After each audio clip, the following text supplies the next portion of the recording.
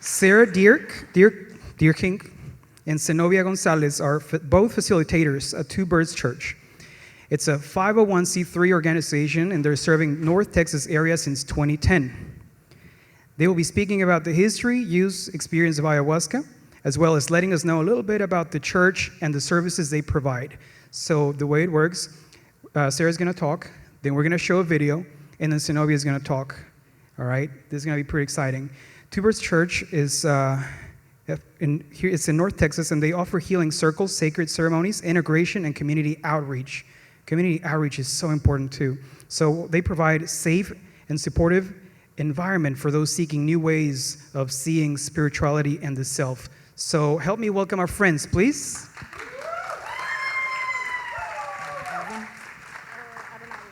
Test. Hi, everybody. My name is Sarah. I'm a facilitator with Two Birds Church. I've been working with the medicine since 2013 and facilitating since 2015. So today I'll be talking to you about the history, the use, and the experience of ayahuasca. I have no doubt that many of you guys have heard of the term ayahuasca, especially since it's entering the mainstream media these days through Netflix documentaries such as Unwell, books such as Michael Pollan's How to Change Your Mind, and has been the subject of numerous Joe Rogan podcasts.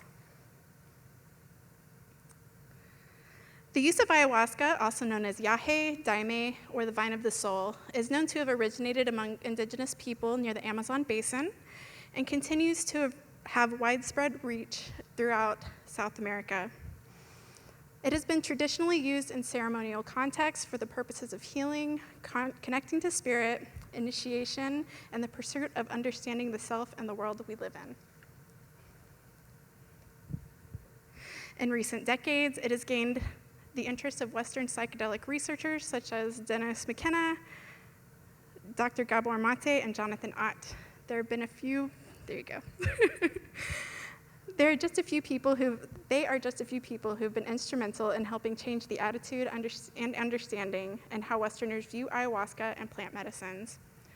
There are a series of studies illustrating the efficacy of ayahuasca in treating depression, PTSD, and substance dependence.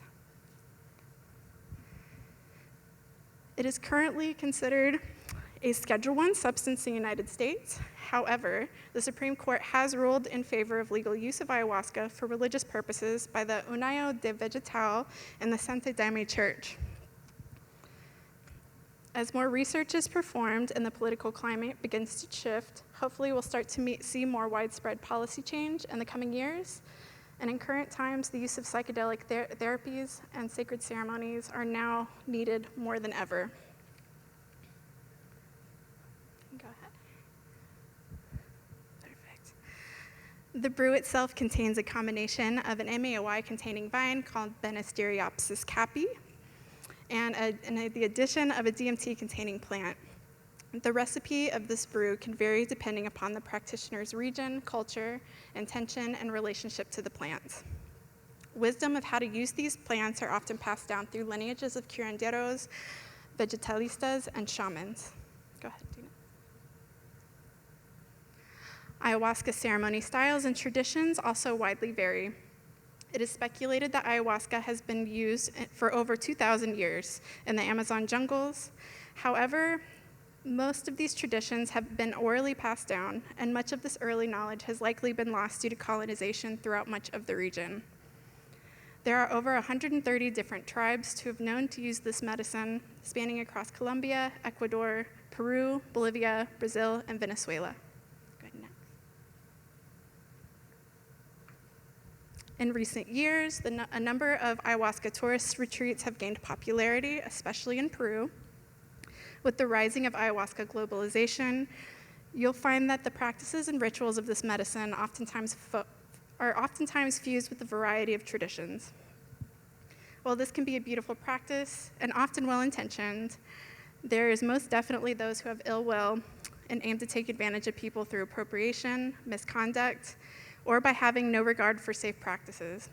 Taking the time to educate yourself on ceremony style and on a ceremony style that feels right for you, as well as vetting the facilitators, is of the utmost importance to ensure you're entering a safe space. Go ahead next. While Two Birds ceremonies honor many faiths and traditions, we are deeply influenced by the Shipibo style of ceremony. The Shipibo tradition is centered around the idea that if the obstacles of healing are removed, then God will take care of the rest. Building upon that idea, we believe that inside all of us is the potential to experience spirituality on a personal level. And then next. These ceremonies are done at night in the dark using icaros or songs to guide the energy of the experience. The intention is to allow each participant to go inwards, sit with themselves, and allow what needs to come up to come up. And next. In many traditions, a dieta is observed for at least 2 weeks prior to the experience. The dieta includes abstaining from any pharmaceuticals, foods including meat, dairy, salt, and spices, activities such as engaging in sexual energy and toxic media. The reason for this is to make sure you are gaining the most benefit from your experience and also creating an opportunity for the relationship, creating an opportunity to see your relationship to these substances and activities in your day-to-day life. The absence of these can bring our subconscious behaviors to the surface for us to face and deal with. During your dieta, it is helpful to journal and feel into your intention that you would like to set for before the ceremony approaches. We often say that the ceremony begins the day you sign up. So with that in mind, it is important to set up self-care practices for yourself prior to and after the ceremony. Ayahuasca is considered a purgative and an ordeal medicine, which can be concerning for some people. While vomiting and defecating is a thing that can and does happen, the purge can also look like an emotional release, crying, laughing, sweating, shaking, or yawning. The purge is generally a release of energy that no longer serves us. It is common to feel nauseated after drinking ayahuasca. This feeling can come from a resistance of the ego to the experience. It is advised to try to resist the urge to throw up the medicine and to sit with the discomfort for at least the first 45 minutes. It is advised, purging is nothing that needs to be forced. The feeling and discomfort can develop into a dialogue between you and the medicine. Being able to identify what you're releasing and giving it a name is an important part of the process. Oftentimes, when unpleasant sensations arise in our bodies, we have a tendency to want to make it stop or make it go away by numbing it or distracting ourselves. Really, the sensation tends to be a signal that something from within needs attention or to be listened to. While most of us associate the feeling of vomiting or defecating with being sick, in this situation, it's more of a process of getting well, and the feeling afterwards can feel like a huge weight being lifted from your soul. It is definitely a concept more fully understood once experienced. And then next. So, what is the ayahuasca experience like? Honestly, it's different for everybody. Comparing it to any other psychedelic experience does it no justice.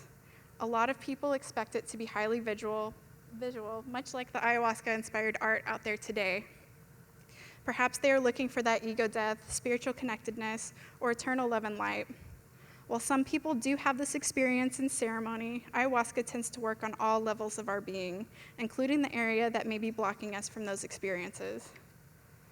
This can look like feeling discomfort in your body or expressing difficult emotions such as anger and grief. It can bring underlying paranoia, delusions, fear, and anxiety to the surface. Some people may experience auditory, perceptual, and sensual hallucinations as well. The best advice I can offer to those interested in ceremony is just to surrender to your own experience. Don't compare your process to anyone else's, and be patient with yourself and what's happening for you. It is said that the ayahuasca experience is similar to being on your deathbed. It could be a chance to review your life, see things that you would want to do differently, realize what is most important in your life, experience the joy and lessons of the past, and wake up with the luxury of being able to live another day with these insights. Ayahuasca is not a magic pill. The power to fix and transform your life is yours and yours alone. And then we'll have a short video. We're on. So what does your ego think about your journey last night? Wow, that is a really interesting question. Oh. My ego thinks that it didn't like what it saw. My ego was not quite a fan of it, I do have to say. One of my intentions coming into this particular ceremony is to work on that specifically. You know, it's not necessarily that it's comfortable, but I shoot for it every time, you know. Like, I think death is an important part of life, you know. Like, I can't let go of things or make change in my life without embracing that side of the death. And that is going to be a process of revelation that I'm going to have to go through and integrate.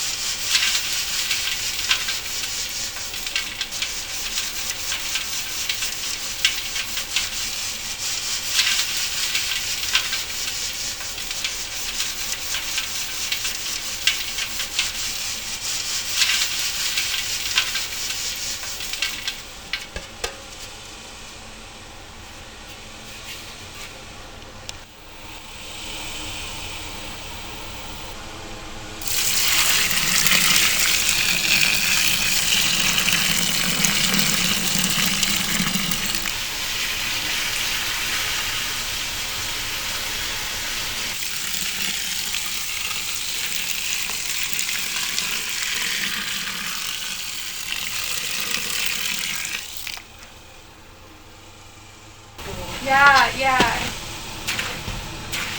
Exactly. How fun. And then made this into a print, like a resin print kind of thing. This is just where I'm supposed to be.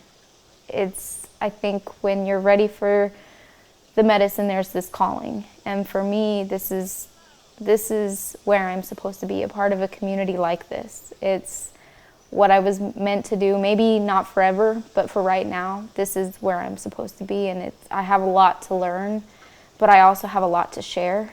And I think having a space to be able to do both it doesn't get much better than that. I mean, family is a word you see come up a lot, you know.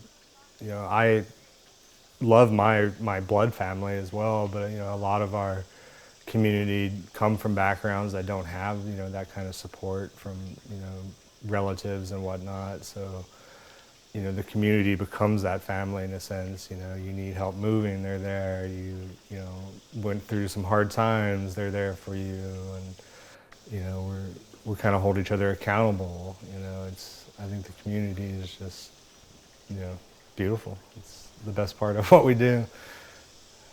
Creating a space for people to come to heal and to grow, that if you're not ready for the medicine, there are other things that have been incorporated, whether that be feeding the homeless or the different kinds of cacao ceremonies, meditations, book clubs, you name it, and there's just something that we can all be a part of.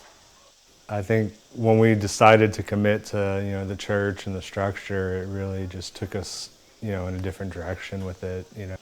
I think it brought an air of legitimacy to it as well. So, we're attracting, a wider range of people.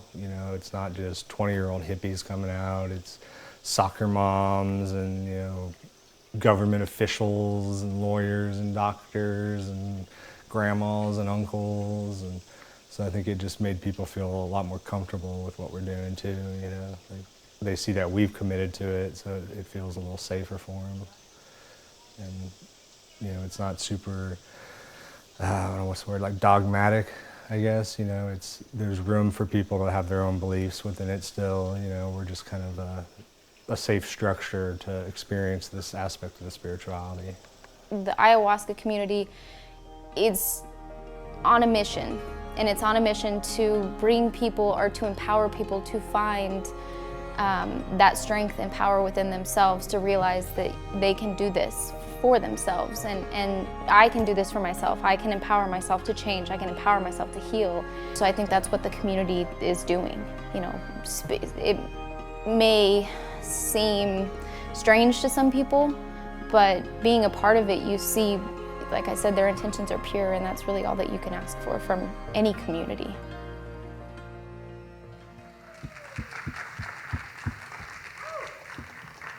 Not bad, right? Big ups to Corey. He's our tech guy. He's been shooting this documentary for us because we think we have a story worth telling, and that's just a little preview. So, hello. My name is Zenobia, and I'd like to thank Sean and Jess as well for throwing this together. My name is Zenobia Gonzalez, and I am a facilitator at Two Birds Church. Some of you may be curious about the name Two Birds. I'm nervous. We chose this name to pay homage to an ancient indigenous prophecy that was spread through oral traditions all the way from South America to modern-day Canada. The saying goes, when the eagle and the condor fly together in the same sky, the world will know peace. It is our belief that the condor represents South America, of course, but also the entirety of what the South represents metaphysically. This is the yin, the feminine, intuition, darkness, and ultimately our connection to Mother Earth, which in turn means the eagle then represents the North, the masculine, the yang, intelligence and innovation, the light and our connection to higher cosmic realms. Every single human here possesses both energies, the masculine and the feminine, the light and the dark. Not to be confused with good and evil, but to put it more simply, as above, so below. We believe as people explore their spiritual natures, we seek to balance these energies, and in doing so, hopefully create more peace for our lives. The kind of peace that comes from self-love, self-awareness, self-acceptance, and balance. We at Two Birds seek to facilitate your exploration in a safe and controlled environment. There is an Ayurvedic saying that goes, the world is as you are, and we simply ask, how are you? I have been studying the healing arts for 12 years now, and the first time I sat with ayahuasca was with Two Birds back in 2013. Sarah here and I actually went to high school together, and she introduced me to both Ceremony and James Elrod. James is the founder of Two Birds Church and has been serving his community since 2010. He invited me to become a facilitator in 2017, and the very next year, 2018, we hired a lawyer and began our journey to become a bona fide nonprofit church. Thank you. But we are not just merely a place to drink ayahuasca. We are primarily a church and a community. As Sarah said, ayahuasca is no magic pill, and at times can leave you with more questions than answers. And what do we do when that happens? A lot of us don't have the people at home, our family and closest friends, that we can always bounce our psychedelic adventures off on them or dig deep into what we think about philosophy and life and what it is to be a human. And that's where we truly shine as a community. Every single person listening today could, in fact, brew their own ayahuasca. the information's out there, and you can do it as easily as we probably have the first time. But you'd be missing the wisdom of experience, and it's not advised for a multitude of reasons. It is important to highlight that ayahuasca, like many other psychedelic plants and plant medicines, is just a tool to know thyself, a tool to explore inner and sometimes outer space. It is my belief that the community is the true medicine. We have seen this play out time and time again. As humans, we have a deep-seated desire to be accepted, to be heard, to be loved, to be understood, without judgment. At Two Birds, we offer this. We offer community support in the simplest of terms. Come as you are. Connect with like-minded individuals in a safe space. Our services include monthly cacao ceremonies. This is one of my favorite events that we host. Cacao is a highly coveted superfood boasting health benefits, and it's also high in antioxidants. But it's also known to be uplifting, heart-opening, and one of the best examples is for Valentine's Day. You may give your love some chocolate, and in the same spirit, we offer you our cacao ceremonies. It's an opportunity for opening up, sharing your feelings and your thoughts, guided usually by a theme. All joking aside, I call it our hot chocolate group therapy session. Basically what it is, but it's really awesome. Now, probably the most important service that we offer is our integration. This is a wonderful opportunity for newcomers and regular members that we see all the time to come out and mingle and get to know one another and ask questions. So what is integration? A ceremony is a deeply personal, intimate experience. In this space, you may have to confront a multitude of hidden hopes, fears, traumas, heartaches, or even long-forgotten dreams. We can experience mind-blowing clarity or confusion, sadness, and paralyzing fear. One of the most important things I can say to you is that your integration will not be linear. A single ceremony can sometimes take years to properly integrate, and this means making the necessary life changes and applying the wisdom that you've gained. Now, there are many ups and downs, but it is our goal to help you digest and understand your experience, and in turn, implement the lessons. We have many tools to help you along your way. We also, as a church and community, think it's of the utmost importance to give back. Monthly, we organize outreach, and sometimes that can be we go out and feed the hungry. Sometimes we'll put care packages together for women's shelters, write cards to our retirement communities, and sometimes that means helping individuals in our congregation that have fallen on hard times. But there's still so much work to do. Two Birds believes and have witnessed more and more the need for communities like ours. Our demand is skyrocketing, and we are keeping a deliberate pace. We are currently working with our lawyers to petition the DEA to remove restrictions so that we can practice our sacrament without fear of retribution. But lawyers don't work for crystals, feathers, and kind words. We are actively working to expand our land and infrastructure to host more ceremonies and more services. On our to-do list, we plan to build a proper traditional ceremonial maloka, build tiny homes and huts for our guests, and one day we hope to open a healing center, combining both Eastern and Western modalities, ancient wisdom with cutting-edge technology. We aspire ourselves to live up to the big intentions we set by calling ourselves Two Birds, the condor and the eagle. When they fly together, the world will know peace, and I think we can all agree that is in frighteningly short supply. Currently, we are hosting one-night ceremonies on our land, but we still have to outsource our 3-day ceremonies to a proper, wonderful retreat center. When you arrive to the retreat center, we usually ask folks to show up around 3. From there, the first order of business is sapo. Sapo is a South American tree frog, and we scrape the excretions off the back, and they burn the skin and then reveal just the little capillaries right underneath. They put the medicine on. Within moments, you'll start to feel flush. Your heart will start pounding a little bit. It'll be as though every cell in your body is purging. And this can show up as facial swelling. You might vomit, you might defecate. All are on the table.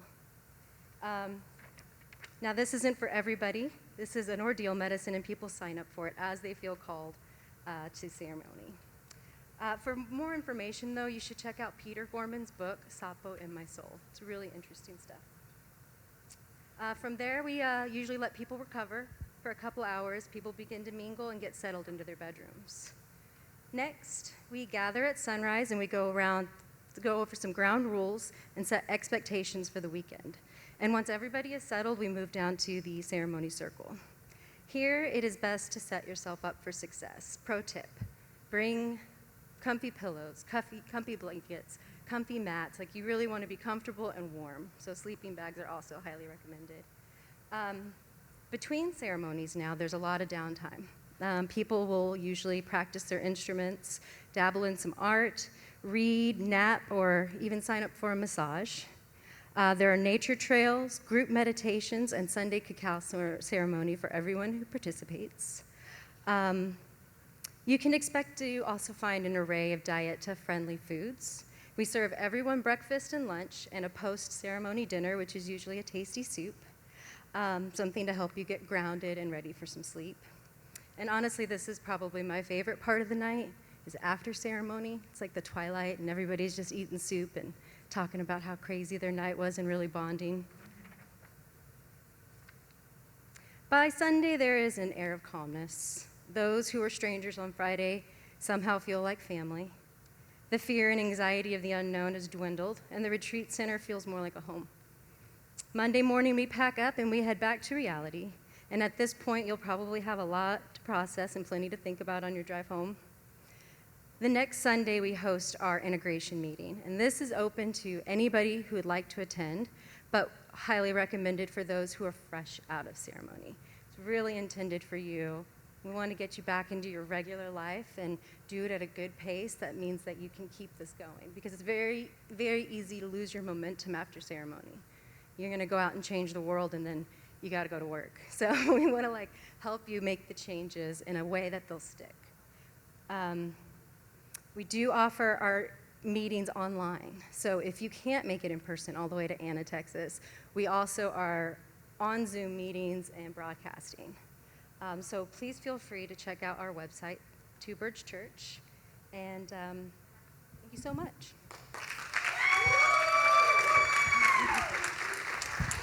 We are going to have a Q&A with these two awesome healers, holders of space. So if you have a question, raise your hand. Let me see you. We'll have about 15 minutes, okay, little miss? Murphy? Yes, ma'am.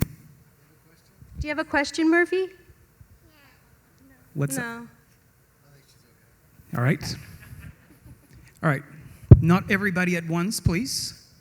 All right. We have one over here. So after your first ceremony, let's say you have an experience where maybe you're left feeling like you have dangling like tendrils or whatever, or just something that's just like not feeling solid. Does that happen often? And if it does, what support do y'all offer? Like, for instance, if I was to do it, I thought of that, and I don't really have anywhere to go or anyone to speak to about that type of thing. So I just want to understand your question. You're asking if you come out of ceremony and you feel... Do people ever leave feeling unresolved, not resolved over the big questions or whatever? Like, are you... Right. So did you get your money's worth? I think, if you're still processing stuff... The experience-wise. Oh, God, no, that's not what I was saying at all. I think she's asking, what kind of support, would you have if you're coming out of the experience feeling like you're just this new, fresh alien and There's lots of different things. So we have a few different outlets for integration. It's really, really common that people have a really hard time, right? Like the week after the ceremony, like sometimes they'll still wake up like in the middle of the night thinking they're in ceremony still. And so usually like whenever we're setting up our group, we like to get everybody like connected and familiar. So there's often like a group chat or something you can kind of like talk that out with. We also offer Bodywork. Zenobia and I are both actually licensed massage therapists, and that's kind of what we specialize is around trauma and like releasing those things. So oftentimes it's just part of the process is you've kind of like spent all weekend bringing these things up, and then now it's like where the real work starts, and you have to like kind of figure out how to integrate that in real life. So that can come through talking or journaling or just a multitude of different ways. I'm actually working on a workshop right now that goes deeper into a lot of integration practices. So that's something that we're super stoked about doing. It's a big part of what we're doing at Two Birds, more than ceremony. One more over here. Hello, thank you so much for doing the work out there and also coming out and sharing your work with us. My name is June, and I have 2 questions.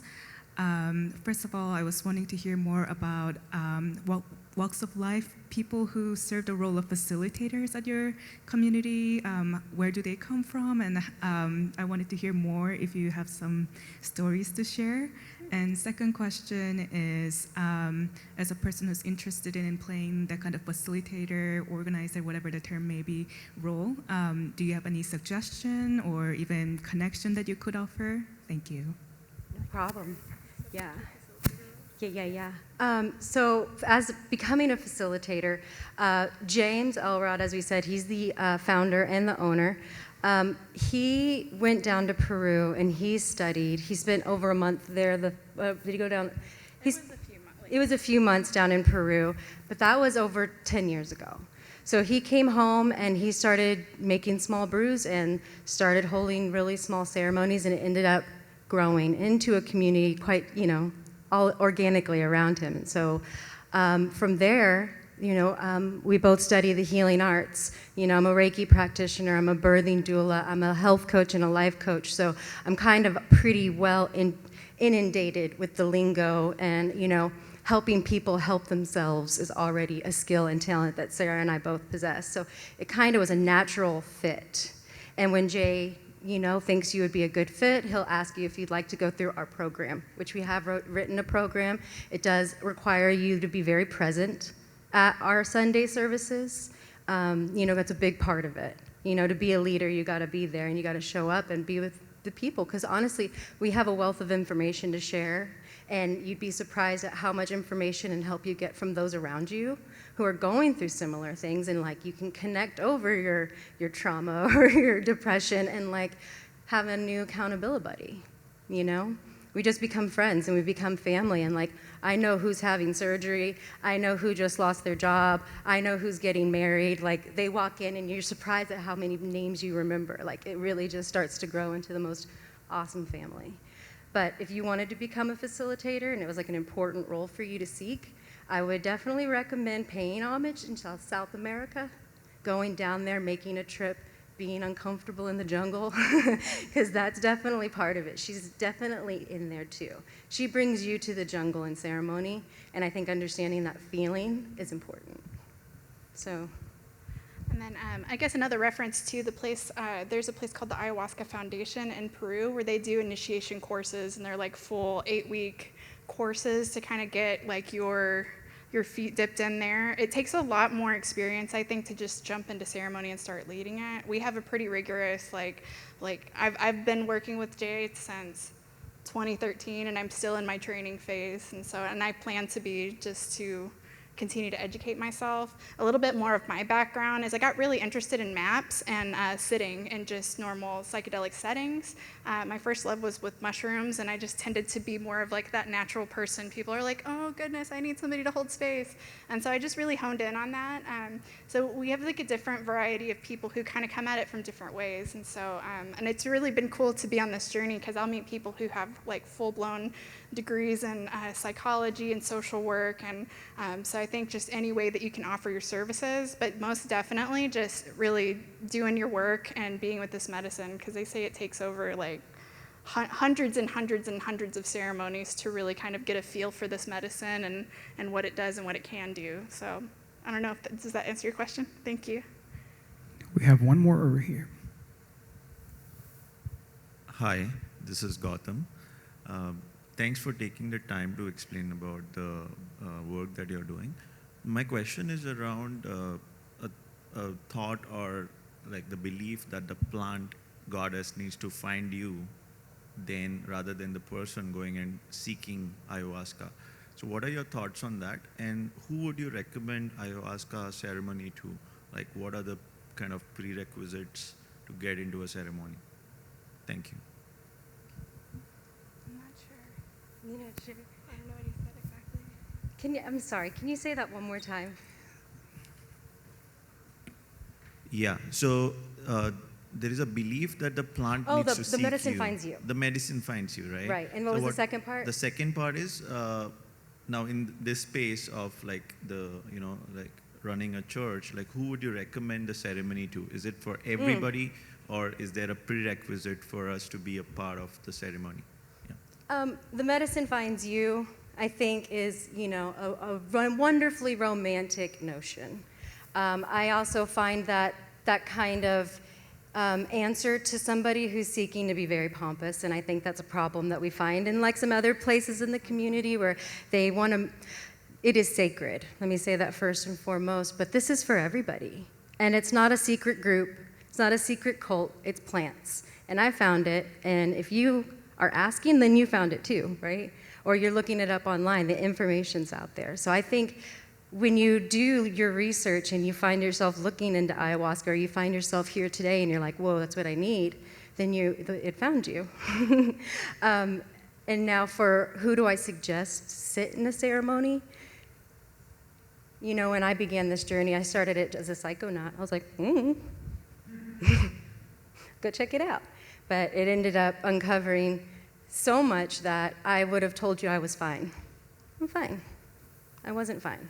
And it took me a really long time to figure that out. I've been drinking the medicine for about 13 years. And like Sarah said, you have to drink a lot of ayahuasca because you never know what it's going to be like. So you can drink 50 cups and have a completely different experience than you've ever had before. It'll show up in your body in a way you didn't know was possible. And so you've always are kind of on your toes with ayahuasca. And so that's why you got to take the time to get experienced, because one ceremony may not be the one and done, or it might be.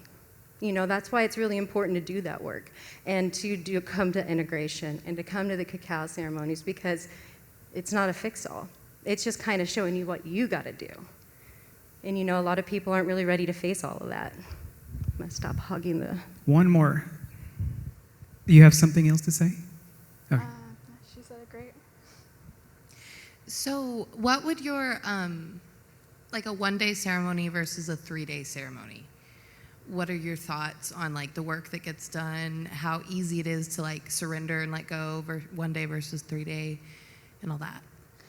So it's a format we have been playing with a lot. In our early days, we did a lot of one-day ceremonies, but as we've grown, we started doing like the 3 days in a row, and it's kind of, I feel like that's really where like the sweet spot is, just being able to like have that first night to get introduced, because like usually your first night, you're just trying to figure out how to navigate and make sense, and then the second night, you get a little bit deeper, and then the third night is really just where it all comes together beautifully. So we're actually playing with a different format of this. Instead of just doing one night, we might start doing month-longs where you're doing one night a week, and then you have a more strict dieta in the interim. And so this also kind of gives us an opportunity with it, being here, that you can go have this experience, kind of integrate into your life a little bit before you come back. And so I think this is how we're going to start moving forward, just because there's so much benefit from doing multiple nights. It's hard to get it all done in one night. I think that was my first impression of the medicine. And I would just do this thing and just poof, magic. Okay, I'm a new person, I'm a butterfly. And I really feel like there's a whole lot of benefit from doing the 3 nights. So, but not to say, there are some people who definitely come in and just kind of get to that place in one night, and I appreciate those people, but unfortunately it's not all of us. Yeah, it's really hard to surrender. It's hard to like learn that, and I have to talk to people about that too. Like telling somebody to surrender is like trying to tell a baby how to crawl. Like you just kind of have to like figure it out. Like it's just something you intuitively through time figure out how to do. So, is there one more? Are we good on time? I think that was it. We are super grateful to the two of you. Thank you.